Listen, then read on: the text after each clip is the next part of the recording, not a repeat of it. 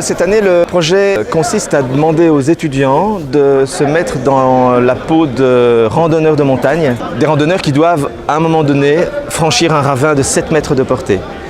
Et donc on leur a dit ceci, vous avez droit à 80 kg de matériaux et vous devez déployer une structure au-dessus du ravin sans avoir accès à la berge d'en face.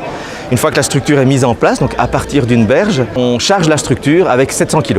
C'est la 5e année qu'on fait le projet sous cette forme, c'est-à-dire sous une forme qui est une vraie structure, à une taille réelle, à une taille 1-1 et pas une maquette. C'est la 2e fois qu'on fait un projet semblable au niveau du thème, c'est-à-dire une passerelle.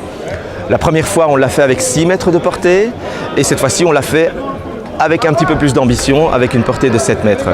Ce que j'ai retenu, c'est que c'est un peu comme un puzzle et c'est ça qui est vraiment incroyable, c'est qu'il y a des heures et des heures de calcul et de préparation, mais par contre pour les 2 minutes où ça tient, où on voit que ça a abouti, ça vaut tout l'or du monde cette sensation, ça c'est vraiment super génial. Ce défi, c'est pas simple, il ne suffit pas de savoir assembler du bois, il y a vraiment tout un travail de conception, de réflexion auparavant qui est très important. D'ailleurs on remarque que cette année, on a un certain nombre de structures exposées, celles qui ont tenu, mais on a eu un taux de structures qui se sont rompues assez important. Ce qui peut paraître un peu décevant, mais en même temps pour les étudiants c'est assez extraordinaire parce que c'est une source d'apprentissage énorme.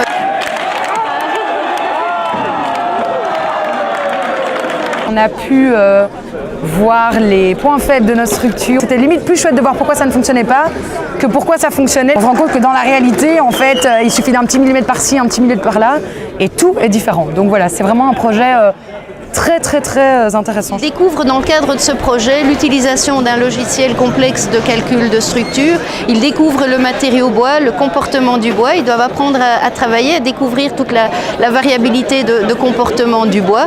Et puis, ils doivent aussi concevoir, calculer et construire cette structure. Donc, ils découvrent en fait énormément de choses. C'est la raison pour laquelle on essaye progressivement d'y associer d'autres universités. On est très content d'être ici à cet événement. Et le défi de cette année a été particulièrement difficile à relever. Alors cette année, les étudiants ont été très audacieux, donc ils nous ont surpris, ils nous ont parfois fait peur, mais c'est ça qui est intéressant, c'est quand ils vont chercher un peu plus loin, qu'ils ne se contentent pas de ce qui est à la limite vu et revu ou dont on sait que ça fonctionne, mais qu'ils essayent autre chose. Ici, ça permet, avec un mini cahier des charges, qu'ils puissent développer leur imagination et leur créativité. C'est quelque chose qu'on devrait beaucoup plus travailler dans le sens des projets d'ingénierie, c'est qu'au fond le monde évolue et que l'ingénieur de plus en plus, je pense qu'il va devoir être capable d'inventer et d'innover, et donc du coup je pense que c'est important de bosser peut-être un peu plus cette partie innovation. Je pensais qu'on aurait peut-être fait un peu le tour des idées, et puis on se rend compte que